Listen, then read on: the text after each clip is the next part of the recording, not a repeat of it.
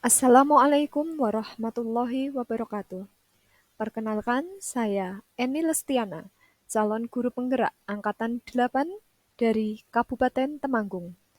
Pada kesempatan kali ini, saya akan menyampaikan aksi nyata modul 2.3 tentang coaching untuk supervisi akademik. Selamat menyaksikan.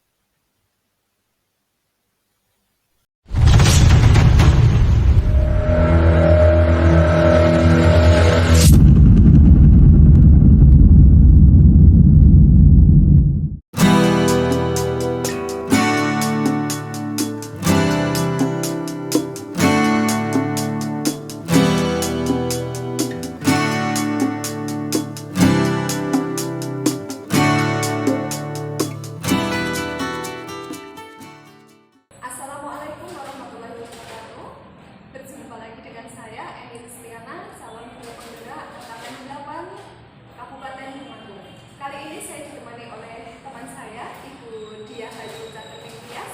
Beliau adalah guru bimbingan dan konseling SMP Negeri 6 Temanggung. Selamat pagi, Diah. Pagi. Gimana kabarnya? Alhamdulillah baik. Oke, baik. Sehat ya? Baik Bu Diah, pada kesempatan pagi hari ini kita nanti akan melaksanakan praobservasi, ya, di mana dalam praobservasi ini merupakan tahapan awal sebelum kita nanti pelaksanaan observasi di kelas ya.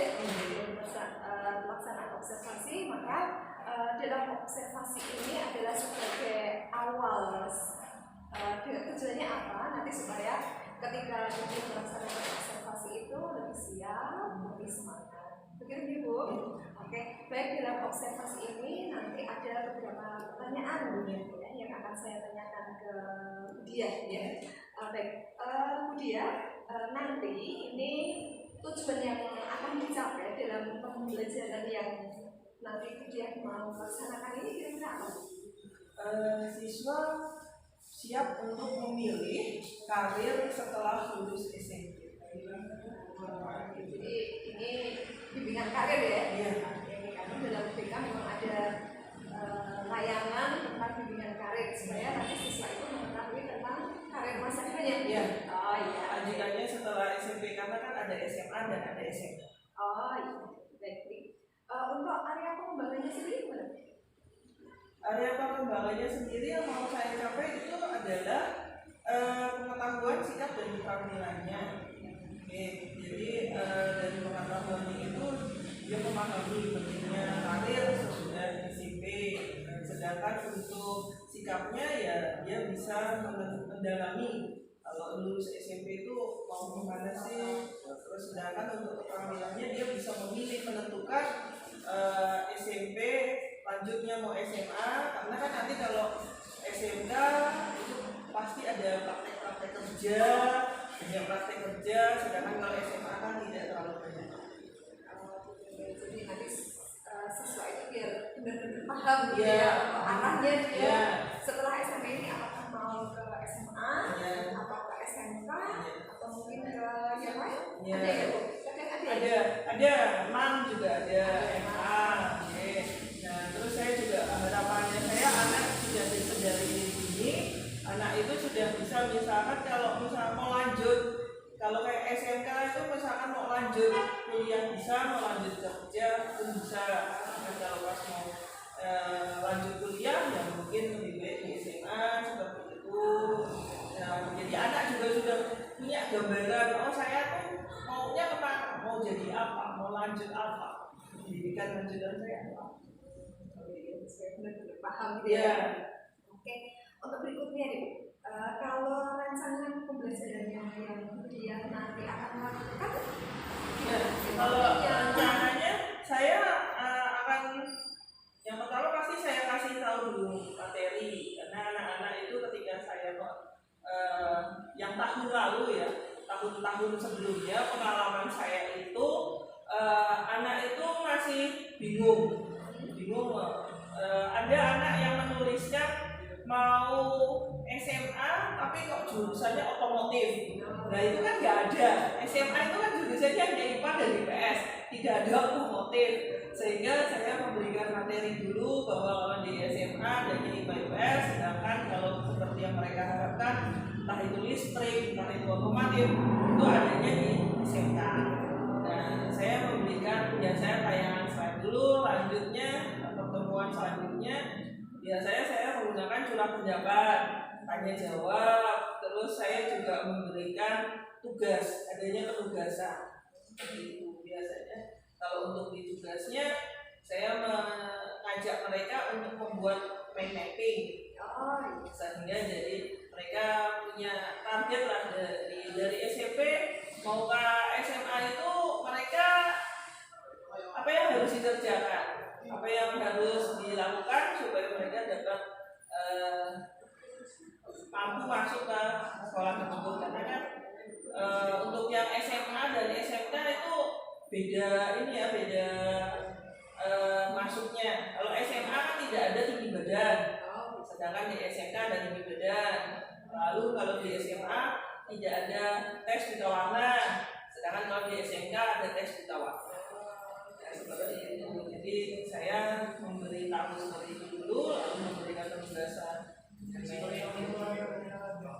Ini siswa memang benar-benar ketika mengetahui itu siswa sudah tahu sejak awal ya, gambarannya gitu ya. Kalau di SMA itu harusnya seperti apa, oh kalau di SMK itu juga sesuai dengan jurusan ya. Ada yang di jurusan itu membutuhkan apakah itu tinggi badan, ada juga yang itu tidak terlalu penting gitu ya. Memang perlu gitu ya pemahaman seperti itu. Kalau ini Bu, kalau medianya sendiri? Saya medianya menggunakan media kertas. Yaitu dengan kertas tersebut anak mencoba membuat mind mapping. Jadi dari SMP nanti lanjutannya mereka mau SMA. Kalau SMA pun mereka mau SMA jurusan apa seperti itu. Terus nanti perencanaan peluang karirnya lanjutannya mau apa mereka, sehingga mereka sudah memiliki Jadi nanti sebagai penugasan ya, penugasannya itu menggunakan kertasnya sudah siap membawa sendiri atau ibunya? Saya sediakan hanya sebuah kertas 1 lembar A4. Oh gitu. Kemudian ini nanti dilaksanakannya hari apa? Dilaksanakannya hari Sabtu. Oh iya, Sabtu. Jam pertama di kelas 9C. Oke, Sabtu jam pertama di kelas 9C ya. Oke. Ini ya. Nanti hari ini kan kita melaksanakan observasi ya. Kemudian besok hari Sabtu itu nanti karena ini tugas saya sebagai JPB ini ada tugasan. Kemarin saya sudah dapat kepala sekolah untuk mendampingi melaksanakan observasi di kelas ketika dia mengajarkannya. Kemudian nanti waktunya juga saya siapkan untuk jam pertama. Nanti kiranya dia mempersiapkan ya. Sudah siap apa itu? Yang saya persiapkan yang pasti RPL atau modul ajar, terus kertas yang untuk penugasan anak itu. Kalau ini berupa apa? Medianya? Kalau medianya LCD gitu apa? Kalau medianya ada kemungkinan menggunakan LCD. Tapi kalau misalkan ada kendala-kendala, misalkan mati lampu atau apa itu, ya saya sudah mempersiapkan dengan menghafalkan materi yang akan saya ajar. Yang paling saya menggunakan papan tulis. Karena kan sebagai seorang guru kan harus siap kalau tidak tahu ya tiba-tiba tidak ada pemberitahuan dari PLN, tidak ada pemberitahuan dari PLN, itu nggak ada, kita harus siap gitu ya. Oke, gitu. Apa itu dia? Hari ini kan kita sudah melaksanakan observasi, kemudian hari Sabtu besok ya, hari Sabtu kita akan melaksanakan observasi di kelas. Kemudian perlu saya beritahu besok setelah observasi, mohon berkenan juga dia nanti akan melaksanakan pasca observasi nanti dengan saya, dan saya akan didampingi oleh dosen praktik saya mungkin nanti setelah kegiatan berlangsung aja ya, kiranya mungkin Sabtu kita observasi, kemudian saya nanti bersama dengan BP itu hari Selasa gitu. kira-kira setelah kita melaksanakan percakapan praobservasi ini ada nggak, maksudnya bagi dia itu ada manfaatnya tadi ya? Ya, alhamdulillah dengan adanya praobservasi ini sehingga saya menjadi ya seperti tadi, jadi saya ketika Ibu bertanya media apa yang saya akan gunakan, saya jadi punya gambaran. Oh iya ya, saya jadi kepikiran. Selama ini kan saya hanya mempersiapkan media itu berupa PowerPoint, tapi terus dengan praobservasi ini saya menjadi memiliki gambaran. Oh ya benar juga yang tadi seperti yang saya bilang, bahwa kalau misalkan terjadi kendala-kendala seperti kendala mungkin listrik yang tidak bisa digunakan sehingga tidak bisa menggunakan PPT, saya harus mempersiapkan menghafal materi yang akan saya berikan, dan saya harus menyiapkan spidol. Kalau papan tulis kan di setiap kelas sudah ada, sehingga saya menjadi, dengan dilakukan praobservasi ini saya jadi lebih siap lagi untuk melaksanakan besok kegiatan pembelajaran di hari Sabtu, sehingga saya sangat terima kasih sekali dengan Bu Eni karena dilakukannya praobservasi. Baik, terima kasih Bu Dia. Selamat melakukan kegiatan pembelajaran di kelas. Mudah-mudahan besok ketika dilakukan observasi berjalan dengan lancar, tidak ada kendala apa-apa. Amin. Terima kasih Bu. Terima kasih Bu Dia atas waktunya. Terima kasih. Sama-sama. Berikutnya adalah tahap observasi.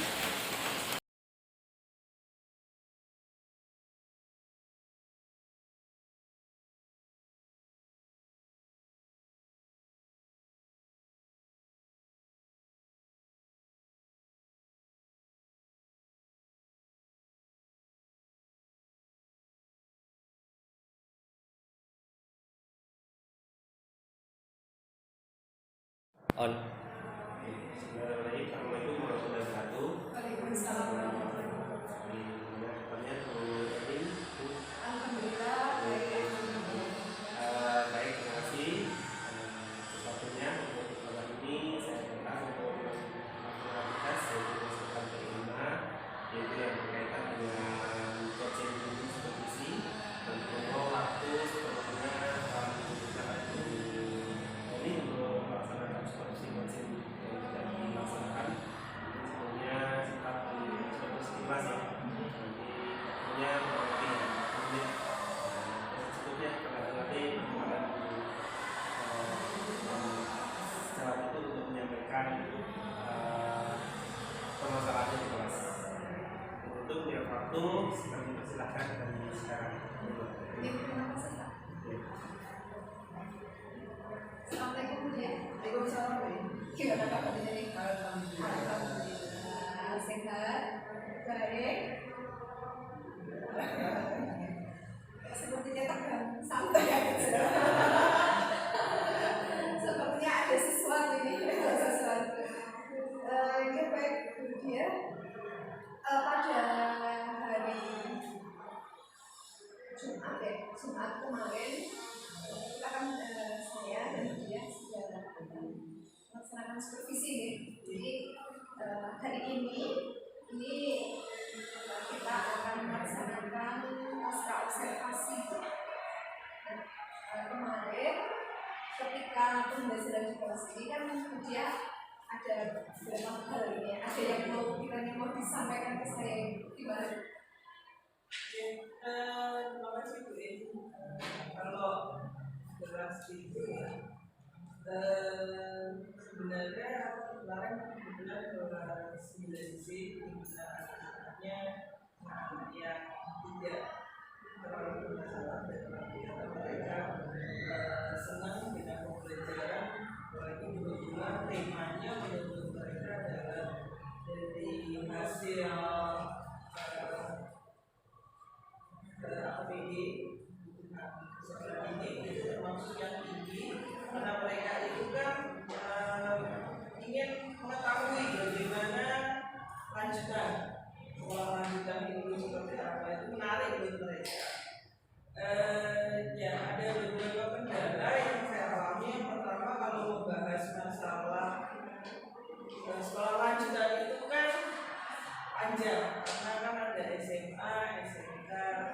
Dan ya, di satu sisi saya khawatir anak bosan sehingga hanya saya beri 2 kali pertemuan. Padahal 2 kali pertemuan itu menurut saya waktunya tidak cukup, karena kan SMA kita bahas ada sendiri, SMK ada sendiri. Karena mereka biasanya banyak pertanyaan SMA itu kalau misalkan jurusan IPA lanjutannya mereka kemana, dari IPS itu kemana, itu mereka ini punya bayangan. Jadi sebelum mereka bisa lulus di SMP ini sudah ada bayangan jadi kemana, apakah IPA atau IPS. Terus itu belum lagi kalau yang masalah SMK. SMK itu jurusannya banyak sekali. Nah itu terus setelah dari seperti kemarin ada pertanyaan, kalau mau lanjut kerja apakah harus SMK? SMA nggak bisa seperti itu. Terus saya rasa waktunya memang kurang dan arti kata untuk pertemuannya. Tapi di satu sisi saya juga takutnya anak bosan karena masa sih selama itu kan 2 minggu, sebenarnya selama 3 minggu kok ketemunya kok jurusan lanjutan dari terus. Itu yang pertama saya masalah di saya itu. Terus masalah yang kedua, setiap jam BK itu kan hanya 1 jam 35 menit. Nah 35 menit itu kadang-kala kalau harus dari ice breaking, terus dari pertemuan awal, terus dari pertemuan inti dan sampai penutup, saya memiliki masalah, saya belum mampu untuk memanajemen waktu itu. Jadi kayak misalkan kalau untuk berdoa saja sudah menghabiskan waktu berapa menit. Kebetulan kan kalau kelas 9C itu multi agama, jadi sehingga untuk yang mungkin yang muslim sudah selesai, tapi yang muslim pasti ketua kelasnya itu akan nengok ke yang non muslim untuk melihat apakah mereka sudah selesai doanya. Itu terus nanti mengabsen, ketika absen itu juga ada 32 siswa sehingga juga butuh waktu lagi. Terus saya terbiasa melakukan pembiasaan baik dulu pada mereka, yaitu kesiapan mereka untuk melakukan pembelajaran. Kesiapan itu ya sebenarnya pakaian mereka apakah sudah rapi, ya topiknya sudah sesuai seperti itu. Ya kesulitan saya adalah membagi waktu itu, memanajemen waktu sehingga terkadang kala ada beberapa hal dari pembelajaran itu yang tidak saya capai, seperti misalkan pas di akhir ya saya bertanya apakah ada yang mau ditanyakan. Nah itu kadang-kadang belum sempat, saya sudah ya karena waktu sudah habis dan khawatir nanti mengganggu jam pembelajaran. Mungkin seperti itu.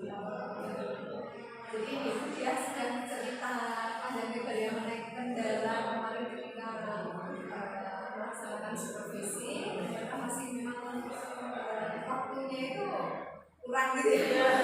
1 jam itu kalau 40 menit ya, sampai 40 menit kemarin kita masuk mulai dari awal pembukaan sampai penutupan itu ternyata tidak selesai.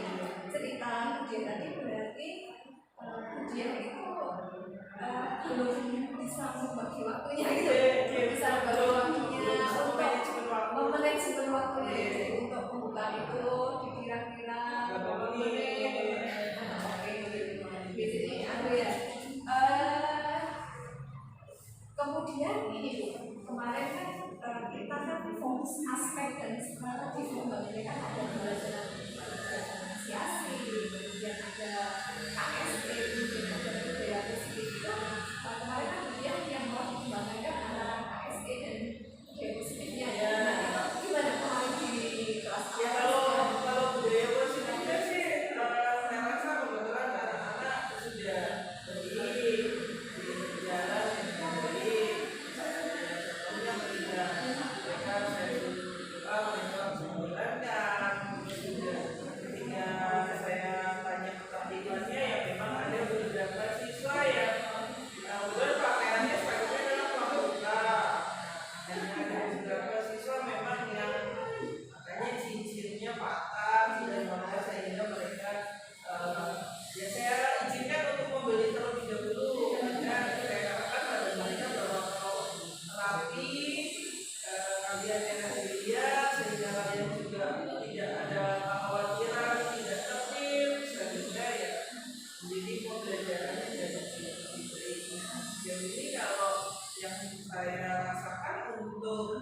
perkembangan positif pada siswa sudah bisa berjalan ya. Kalau yang kompetensi sosial emosionalnya, SE-nya ya, itu juga belum 100% lah menurut saya. Jadi kayak misalkan mereka mengerjakan tugas ya, ketika disuruh mengerjakan tugas langsung mau mengerjakan. Tapi kalau itu kan yang saya bilang bahwa ada bagaimana mereka bertanya, terus mereka ini itu jujur ya, karena saya buruk dalam membagi waktu ya, saya jadi ya, buru-buru ini terus habis ini dan juga saya jadi itu kekhawatiran jadi kekhawatiran makanya nanti akan bosan ketika masih belajar karena materinya itu sudah pertemuan kemarin adalah pertemuan yang kedua seperti itu. jadi sebenarnya sudah terencana gitu ya. Ya, kalau direncanakan itu sudah oh ya nanti habis ini habis ini gitu. Tapi ternyata pas berjalannya waktu ya seperti tadi pengembangan budaya positif saja membutuhkan waktu yang cukup lumayan karena di anak-anak ada beberapa yang baju pamper sudah lengkap semuanya hanya sedikitnya, jadi jas hujan, lambai seperti itu tidak ada jenisnya sehingga akan membuat saya ayo dirapikan. Jadi itu sudah menghabiskan waktu menurut saya. Kalau kemarin ini Bu Dia, untuk pengembangan di pembelajaran diferensiasinya ini memang belum tampaknya ya. Itu dia ada kendala nggak apa yang dialami Bu Dia? Di situ ada sedikit ya kendala ya, karena yang kadang-kadang ketika lagi mengajar kalau anak banyak seperti itu kadang-kadang membuat saya kadang menjadi apa ya, blank, lupa terus habis ini seperti itu ya di situ itu. Oke, jadi dari cerita Bu Dia dari awal tadi ya, mulai dari masuk kelas ini, kiranya kalau saya boleh mengambil kesimpulan ini Bu Dia masalahnya hanya pada gimana caranya membagi waktu ya di awal tadi. Kalau menurut Bu Dia sendiri, kira-kira dari problem yang Bu Dia alami sendiri ini, kira-kira langkah apa yang harus dilakukan? Ya mungkin saya akan mencoba membuat rentang waktu, karena kan selama ini jujur saya hanya membuat RPP atau RPL atau modul aja, itu hanya tahapan awal, terus inti, akhir, tanpa saya membuat per poin itu ini butuh waktu berapa sih? Saya punya waktu 35 sampai 40 menit itu, ini berapa waktu sih? Nah, di situ yang mungkin saya perlu melakukan hal tersebut. Jadi saya nanti ke depannya saya akan berusaha bahwa kalau memimpin doa yang sebatas waktu sekian, absensi siswa sekian, keterlibatan siswa sekian, terus tahapan inti adalah sekian menit, terus nanti tahapan akhirnya sekian menit. Nanti saya akan mencoba melakukan itu untuk saya jadi berharap semua tahapan yang saya sudah tulis di RPL-nya atau modul aja menjadi bisa terkontrol dengan baik, berjalan dengan baik. Sampai gitu ya? Iya, semuanya tercapai. Karena kan selama ini yang paling sering memang tidak tercapai ketika saya mengajar adalah saya bisa bertanya kembali dengan siswa bagaimana pembelajaran dari ini, apakah menyenangkan atau kurang menyenangkan atau adakah yang masih membingungkan. Jadi dia sudah ada gambaran solusinya mau dibuat seperti ini gitu ya. Ya, solusinya saya akan membuat, yaitu mungkin di RPP saya atau pembelajaran saya itu mungkin akan saya buat Timer gitu ya. ya, dan reng-rengan dengan timer lah, dengan time bahwa ini sekian nanti akan saya gunakan harus mencapai 30 sampai 40. Dari yang yang sudah mau direncanakan ya, jadi kemarin ada temuan seperti itu, ternyata kok waktunya nggak sampai, kemudian ada beberapa hal yang tidak tercapai, akhirnya dia menentukan berarti besok akan saya buat waktu gitu ya, akan dibikin jadwal dan di situ juga tertuliskan waktunya gitu ya. Ini kira-kira dari yang akan dia lakukan ini ada kendala nggak? Kalau saya rasa dengan saya membuat begitu, paling tidak saya bisa meminimalkan kendala yang mungkin akan terjadi. Mungkin ya pasti ada lah namanya pembelajaran itu adalah kendala, misalkan ketika kita sedang menggunakan LCD atau LCD mati listriknya atau gimana, itu pasti itu juga merupakan sebuah kendala, dan itu pasti anak-anak akan heboh kan ketika dia asik-asiknya melihat LCD atau mati listrik, itu pasti pasti akan ada teriakan seperti ini. Jadi pasti ada kendala, tidak menutup kemungkinan dalam semua kegiatan pasti ada kendalanya. Cuma dengan saya rasa dengan saya membuat waktu-waktu seperti itu, ketika misalkan mati listrik, anak berteriak ya lampu mati atau segala macam, mungkin saya bisa langsung menghandle karena sudah adanya manajemen waktu yang harusnya sudah saya lakukan. Kayaknya sudah, kalau dilakukan ini Ya, pastinya pasti lebih akan baik ya. lebih baik dan akan lebih berjalan dengan baik daripada yang sebelumnya. Kira-kira mau kapan ini? Ya secepatnya.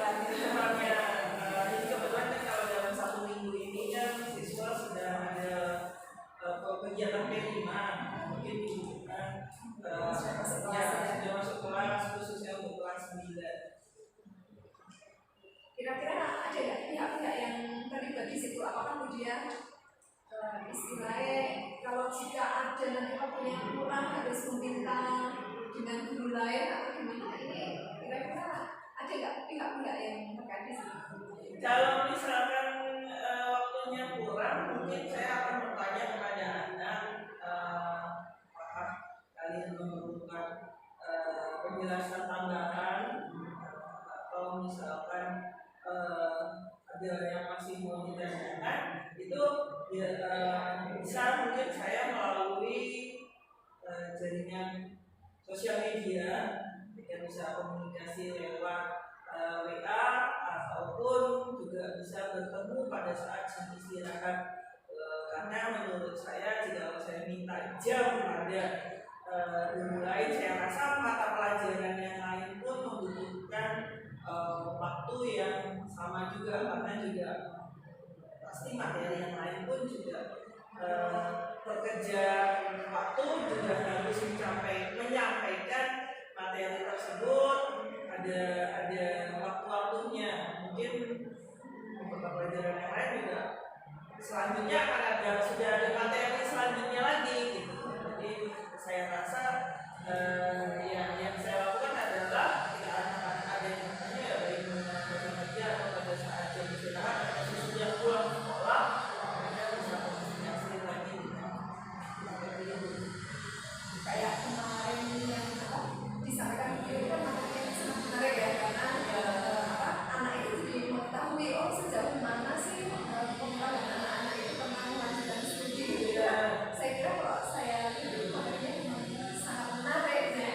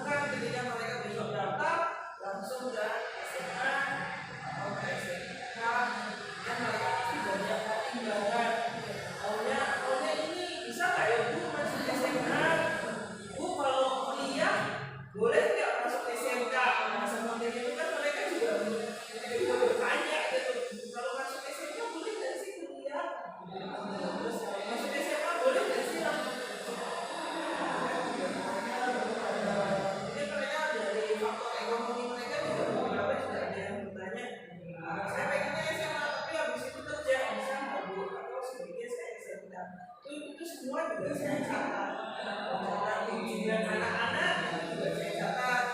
Oh, anak ini butuh bantuan dari materi yang ini.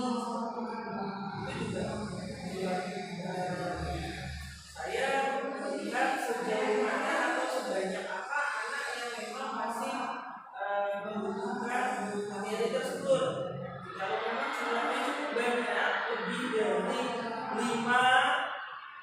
atau lebih bahkan dari 10, saya tawarkan kembali ke kelas untuk materi pertemuan selanjutnya, apakah masih mau membahas masalah ini atau tidak bergerak.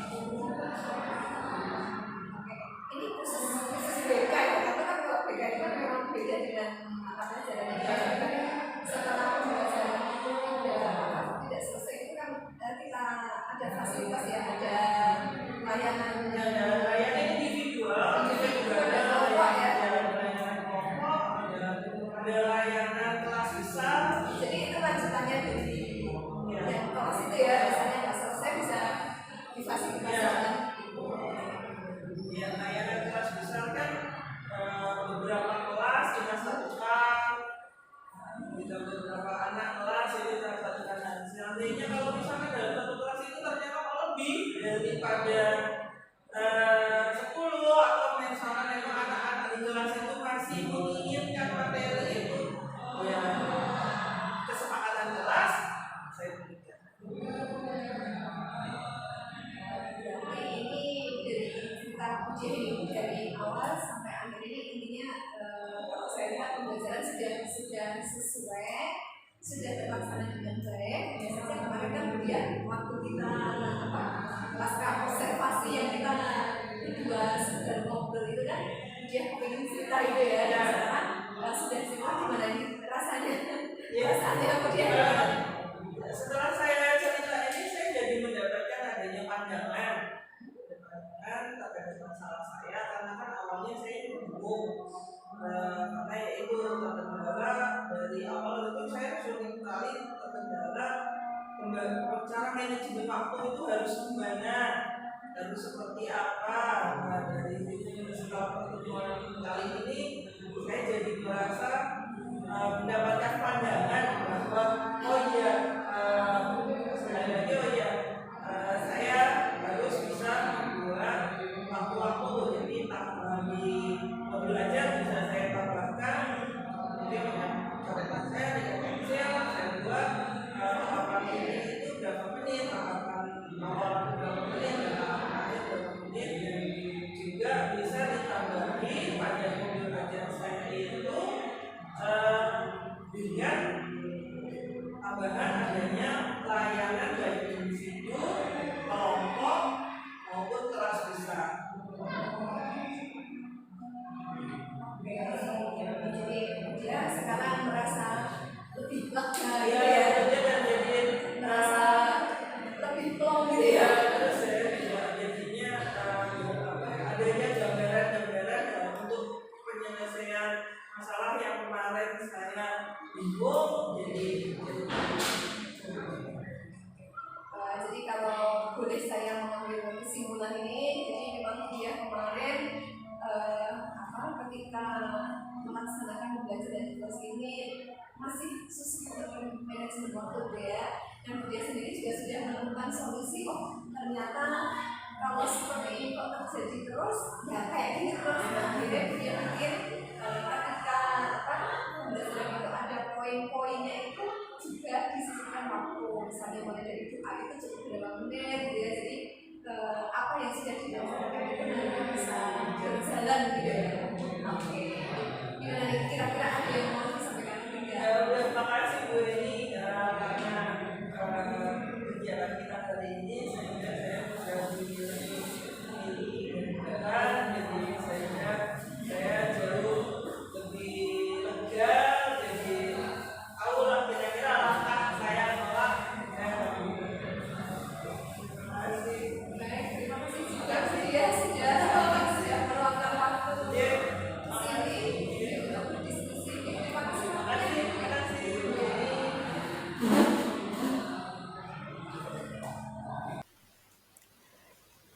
Demikian rangkaian kegiatan supervisi akademik Saya ucapkan terima kasih. Wassalamualaikum warahmatullahi wabarakatuh.